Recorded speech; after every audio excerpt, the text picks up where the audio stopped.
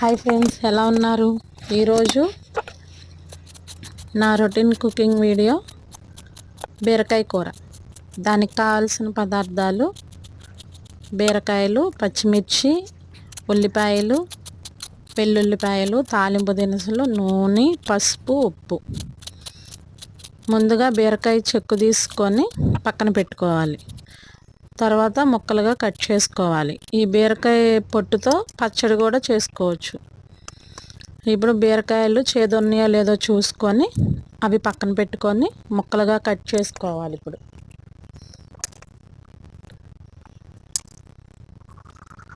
ఇలా బీరకాయలని సన్నగా ముక్కలుగా కట్ చేసేసుకొని పక్కన పెట్టుకోవాలి.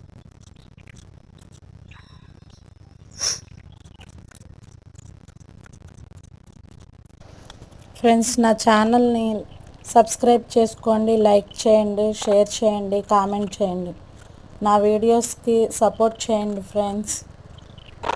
ఇంకేమన్నా టిప్స్ ఉంటే యూట్యూబ్ గురించి నాకు షేర్ చేయండి, కామెంట్ చేయండి, లైక్ చేయండి. నా వీడియోస్ని సబ్స్క్రైబ్ కూడా చేసుకోండి.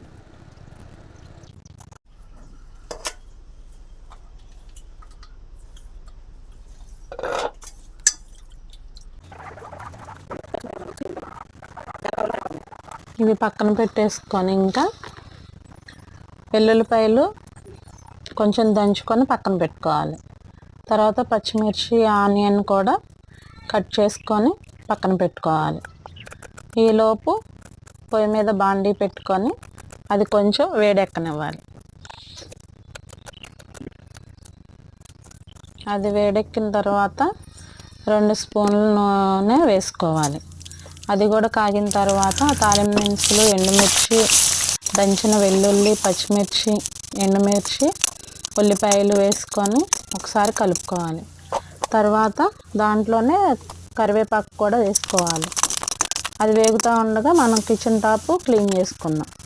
ఇవి వేగిపోయిన తర్వాత బీరకాయ ముక్కలు, ఉప్పు వేసి బాగా కలుపుకొని మూత పెట్టుకోవాలి. అది మధ్య మధ్యలో తిప్పుతూ ఉండాలి.